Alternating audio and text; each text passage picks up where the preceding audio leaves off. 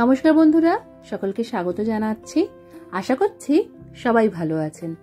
আজকে আমি আপনাদের সাথে গরমের জন্য উপযুক্ত নিরামিষ হালকা পাতলা সবজির ঝোলের রেসিপি শেয়ার করছি। প্রথম পাতে গরম ভাতে এই রেসিপিটা খেলে অপূর্ব লাগে।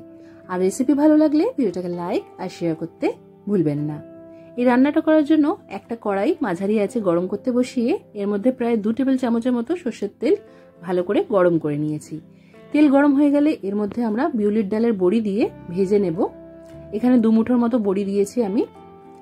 আপনারা যারা বড়ি ব্যবহার করতে চান না তারা এর মধ্যে ডালের বড়াও ভেজে নিয়ে দিতে পারেন বা এগুলোকে বাদ দিয়েও করতে পারেন। একটু স্বাদটা বাড়ানোর জন্য এর মধ্যে আমি বড়ি দিলাম। বড়িগুলোকে লাল লাল করে ভেজে নিয়ে তুলে নিয়েছি। এবার কড়াইয়ে যে তেলটা আছে তার মধ্যে দিয়ে দিলাম আমি কেটে ধুয়ে পরিষ্কার করে রাখা উচ্ছে। এখানে আছে 2টো মাঝারি সাইজের উচ্ছে। তার সাথে দিয়ে দিলাম আমি বেগুন। এখানে 2টো মাঝারি সাইজের বেগুনকে এরকম লম্বা লম্বা করে সরু সরু করে কেটে নিয়েছি। উচ্ছে আর বেগুনটা একটু নাড়াচাড়া করে নিতে হবে। তারপর এটাকে তাড়াতাড়ি নরম করার জন্য এর মধ্যে আমরা 1/2 চা চামচের মতো হলুদ গুঁড়ো আর 1/4 চা চামচের মতো নুন দিয়ে ভালো করে মিশিয়ে নেব। আর তারপর এটা ঢাকা দিয়ে আঁচ কমিয়ে 3 মিনিটের মতো ভেজে নেব। এতে করে এগুলো তাড়াতাড়ি নরম হয়ে যাবে। দেখতেই পাচ্ছেন বেগুনগুলো ভাজা হয়ে গেছে। এবার বেগুনগুলোকে আমি আলাদা করে তুলে রাখছি, কারণ প্রথম থেকে ঝোলে দিয়ে এগুলোকে রান্না করলে একদম ঘেটে যাবে। তারপর উচ্ছেগুলোকে তুলেও রেখে দিলাম। এবার কড়াইয়ের মধ্যে তেলটা একটু কমে গেছে, তাই এর মধ্যে আরো 1 টেবিল চামচের মতো তেল দিলাম। তেলটাকে ভালো করে গরম করে নিয়ে এর মধ্যে দিয়ে দিলাম 5 ফোড়ন আর তেজপাতা। তেজপাতা আর 5 ফোড়নটাকে কিছু সেকেন্ডসের মতো নাড়াচাড়া করে নিতে হবে। তারপর এর মধ্যে আমরা দিয়ে দেব বাকি সবজিগুলো। তো প্রথমেই আমি এখানে দিয়ে দিয়েছি কেটে ধুয়ে পরিষ্কার করে রাখা আলু, তারপর দিয়ে দিয়েছি কাঁচকলা, ঝিঙ্গে দিয়েছি আর দিয়েছি বরবটি।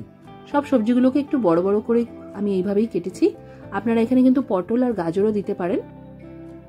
এবার এই সবজিগুলোকে আমরা একটু নাড়াচাড়া করে নেব।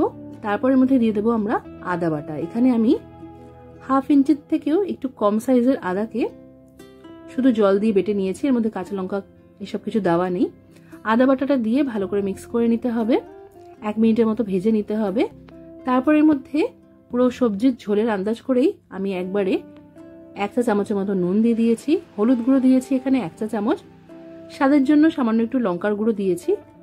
এবার দিয়ে দিয়েছি জিরে গুঁড়ো 1 চা চামচ আর 1/2 চা চামচ দিয়ে দিয়েছি ধনে গুঁড়ো। আপনারা এই রান্নায় লঙ্কা গুঁড়োটা কিন্তু বাদ দিয়েও করতে পারেন বা কাঁচা লঙ্কা বাটাও ব্যবহার করতে পারেন। এবার এই সব মশলার সাথে সবজিগুলোকে ভালো করে আমাদের ভেজে নিতে হবে। মশলার সাথে সবজিটা 1 মিনিটের মতো কষিয়ে নিয়েছি। এবার এর মধ্যে একটু টমেটো দিয়ে দিলাম। আপনারা টমেটো না দিতে চাইলে কিন্তু এটাও বাদ দিয়ে করতে পারেন। আমি একটু টেস্টটা বাড়ানোর জন্য এর মধ্যে টমেটো দিয়েছি আর 2টো মাঝারি সাইজের টমেটোকে এইভাবে কেটে দিয়েছি।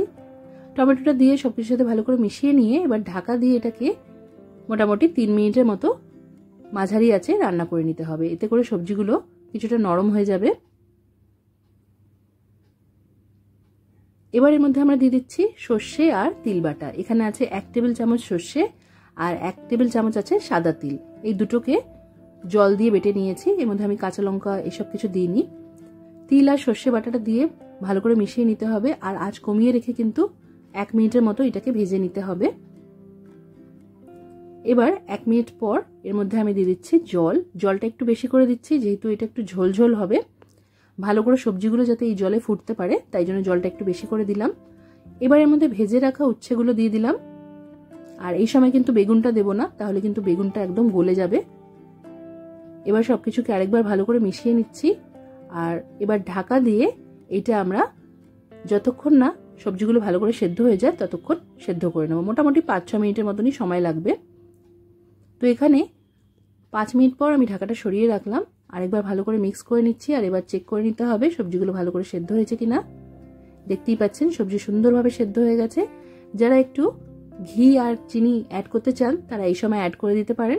এর মধ্যে আমি ভেজে রাখা বড়ি আর বেগুনটা দিয়ে দিলাম আর ভালো করে মিক্স করে নিলাম। আর 1 মিনিট এটাকে ফুটিয়ে নিয়ে আঁচটা বন্ধ করে দেব।